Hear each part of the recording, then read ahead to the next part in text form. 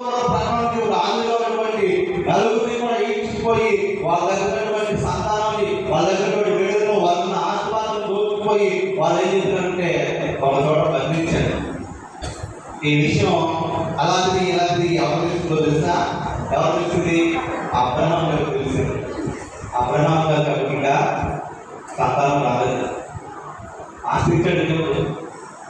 ప్రారంభం కన్నా కొంచెం పరిస్థితులన్నీ బాగా ఇచ్చాడు.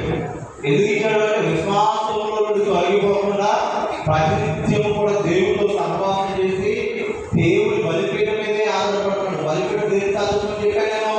దేవుడి సాదృశ్యం చెప్పాడు కాబట్టి దేవుడిని వెంబడిస్తూ ఉన్నాడు.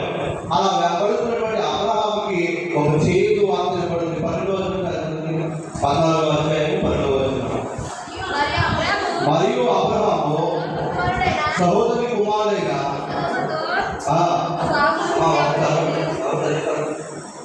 14వ అధ్యాయము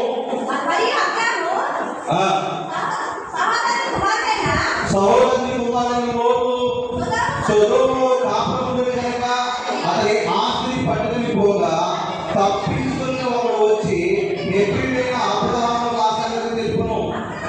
అప్పుడు అతడు యెషూవ సహోదరుడు ఆరే సహోదరుడు మమ్రే అను అమోరీలో ఏ రోజు వనములో కాపురముండెను. వీరు అబ్రహాముతో నిబంధన చేసుకున్నవారు. వీళ్ళందరూ కూడా ఏం చెప్పారంటే ఆ యొక్క చుట్టుపక్కల పరిసర ప్రాంతాలను ఏర్పాటు చేస్తున్న రాజు. ఎప్పుడైతే వీళ్ళు మేరకు వీళ్ళందరినీ కూడా వేరే రాజులు దోచుకుపోయారు, అందులో లోతు గారి కుటుంబం కూడా ఉందని అబ్రహాం గారికి తెలిసినప్పుడు ఎవరైతే వాటి పాలయ్యారో ఆ రాజుతో అబ్రహాం గారు ఏం చేసుకున్నాడు తెలుసా? సర్ది చేసుకున్నాడంట. ఏం చేసుకున్నాడంటే అదే మన ఇంట్లో నుంచి మన ఆస్తిని పట్టుకుని ఒకటి దూరం వెళ్ళిపోయి సంతోషంగా ఉన్నాడంటే నా ఇబ్బందులు ఉన్నాడంటే మన ఒకరికి వెళ్తామా? అది అలాగే జరగాలనుకుంటున్నాం. కానీ దగ్గర అలాంటి పరిస్థితులు లేవు. ఏం చేశారట? తన సహోదరుడు కుమారుడు రోజుగా ఇబ్బందులు ఉన్నాడని తిరిగి పడినప్పుడు ఏం చేశాడంటే ఏ పట్టణం అయితే ఆ పట్టణంలో నివాసం ఉన్నాడో ఆ చుట్టుపక్కల రాజుతో సర్ది చేస్తున్నాడు. రండి, నా కుమారుడు రోజు ఎక్కడ తెలుసా?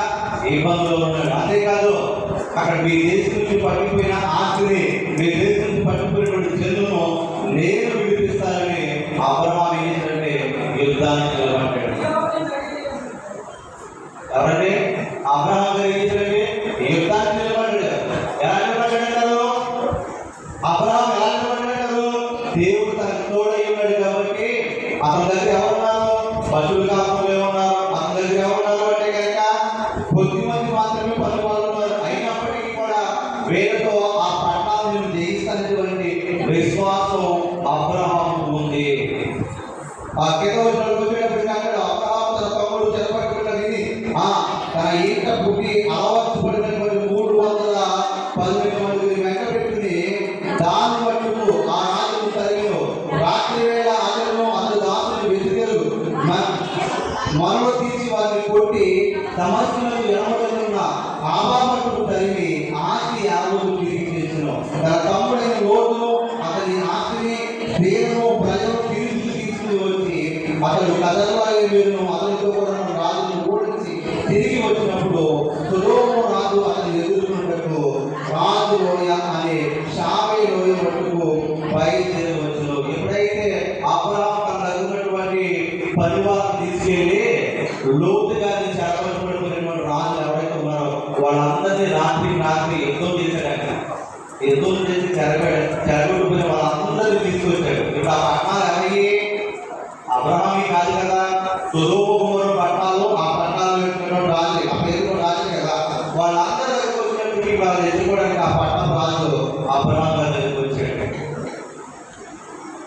అబ్రహాం గారి దగ్గరకు వచ్చేటప్పటికి ఇక్కడ ఒక అద్భుతం జరిగింది.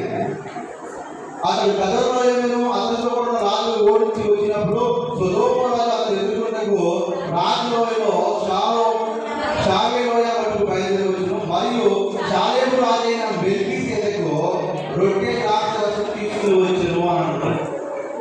ఆ విషయం చూసినటువంటి అబ్రహాం ఎలాంటి తెలుసా? విశ్వాసి. అబ్రహామును ఒక రాజుగారు ఆస్తి ఇచ్చి తన మనసును మార్చడానికి ఆశపడుతున్నాడు.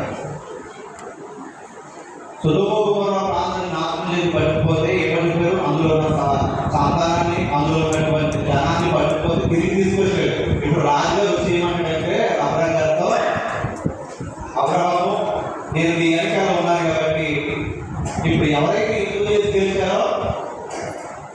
ఆ యుద్ధంలో గెలిచిన వాళ్ళదే ఆ రాజ్యము, ఆ రాజ్యంలో ఉన్న సంపద, ఆ రాజ్యంలో ఉన్న మనుషులందరూ ఇవ్వండి. అయితే నీవు ఈ గురించి నాకు తెలుసు, పెద్దగా గుర్తుపడేవాడు కాదని నాకు తెలుసు. అందుకే ఏం చేస్తానంటే జనులందరినీ నాకు ఇచ్చేయి. నా పట్టణంలో జనులందరినీ వినిపించారు కాబట్టి వాళ్ళందరూ నాకు ఇచ్చేయి. నేను మళ్ళా ఆ రాజ్యాన్ని తీసుకుపోతాను. కానీ అక్కడ ఎందుకు తీసుకున్నటువంటి ధనం ఏదైతే ఉందో, బంగారం ఏదైతే ఉందో, ఆస్తి ఏదైతే ఉందో అది నువ్వు తీసుకో అని అంటున్నాడు. కాబట్టి చెప్తున్నారు ఈ మాట. సుధోము రాజంటున్నాడు, ఇప్పుడు అబ్రహాము ఏం చేయాలి? అదే ఆస్తి మనకి ఇస్తే కనుక ఎవరికైనా ఉపకారం చేసినప్పుడు వాళ్ళకు బహుమానం తీసుకొని ఇస్తే కనుక వాళ్ళు ఏమవుతుందో చెబుతుంటారు.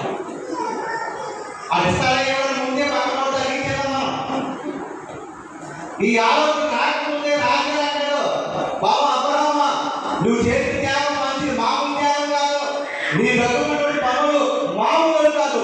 గొర్రెలు కాల్చుకునే వాళ్ళే, పశువులు కాల్చుకునే వాళ్ళే, యుద్ధానికి చేయగల నైపుణ్యం ఉన్నదని నువ్వు మామూలు కాదు. తలుచుకుంటే రాజులందరినీ తొక్కుకుంటే రాజులో ఎందుకు వచ్చింది? కానీ నీతో నేను పోరాడింది కాబట్టి, ఎలాగో ఓడిపోయినట్టు కాబట్టి ఆ మనుషులు ఎవరైతే ఉన్నారో నా ప్రజలు నాకు ఇచ్చేసి వచ్చిన ఆత్మంతా పట్టుకోమని అంటాడు. ఇక్కడ రాజు ఉద్దేశం ఏంటంటే అబ్రహాము విశ్వాసం చెడగొట్టాలని లోపల. అంతే అతని ఉద్దేశం ఏంటంటే వేరే ఏమి కాదు. కానీ అబ్రహాము దేవుని వల్ల ఆశ్రయించబడాలని పునరాలను చెప్పుకుంటూ వస్తున్నా. ఇప్పుడు ఆ రాజుగారి మాటలని అబ్రహాము అందించినటువంటి ఆస్తిని తీసుకుంటే ఏమైపోతాడు? కొంతకాలం